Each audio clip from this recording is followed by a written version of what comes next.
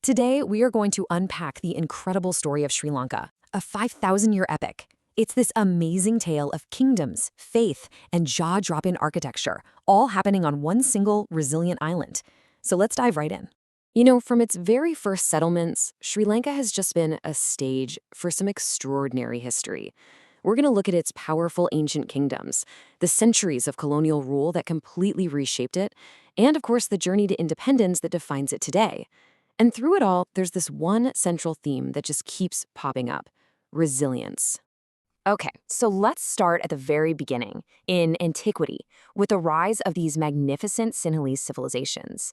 This was a time of true splendor, and it really laid the groundwork for the island's entire identity. When we talk about this period, we're really focusing on two major powerhouses. First up, you have the Anuradhapura kingdom, which appeared around 377 BC and, get this, lasted for over 1,000 years. Then, after that, came the incredible cultural renaissance of the Polonnaruwa kingdom in the 11th century. Now, what's so fascinating about the Anuradhapura period is how it literally shaped the island. Missionaries from India brought Buddhism, which took root and became absolutely central to the culture.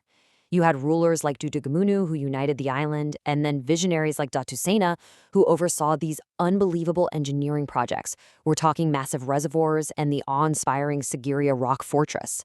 It was a bustling center for scholars all across Asia. And this genius for engineering just kept going right into the Polonnaruwa kingdom.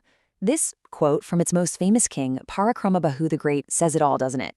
Not a single drop of rain should flow into the ocean without first serving humankind. I mean, wow. They perfected irrigation, building these colossal reservoirs that just supercharged their agriculture and supported this thriving civilization.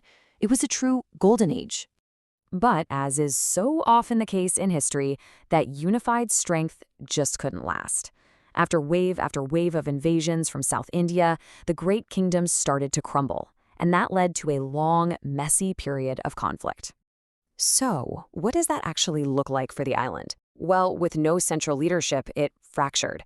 Picture it like a shattered mirror, with all these smaller, competing kingdoms, like Dambadenia, Yapawa, and Kode, all fighting for a piece of the pie.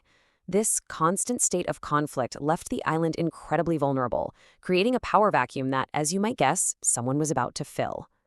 And that vulnerability? It basically put a giant welcome sign on the door for foreign powers.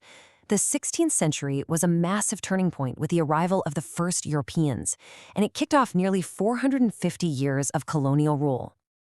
It happened in three distinct waves. First, the Portuguese showed up in 1505, looking to get in on the very profitable spice trade. Then came the Dutch in the mid-17th century, and finally the British arrived right at the tail end of the 18th century.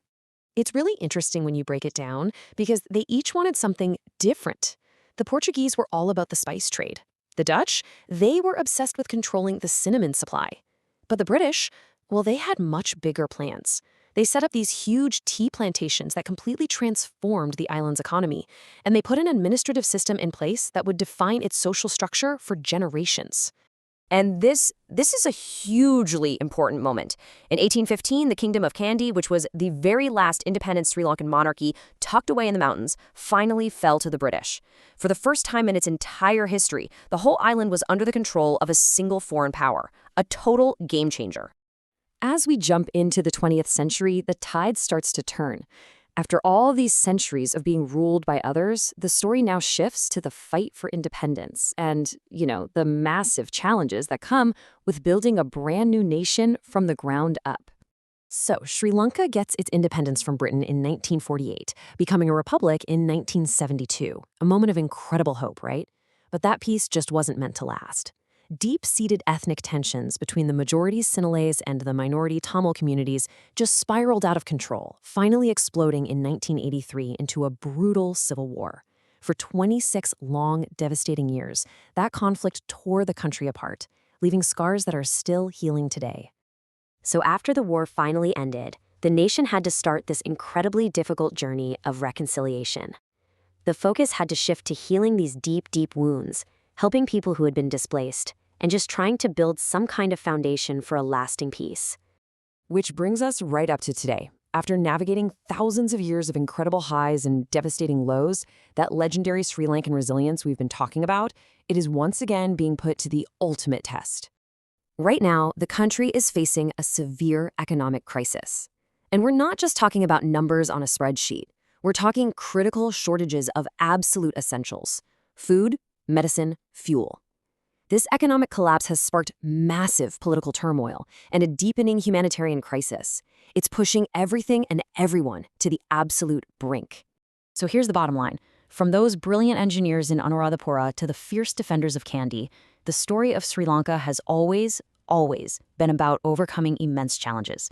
The road ahead is uncertain for sure, but it leaves us with this one powerful question. After 5,000 years of resilience, what will Sri Lanka's next chapter be?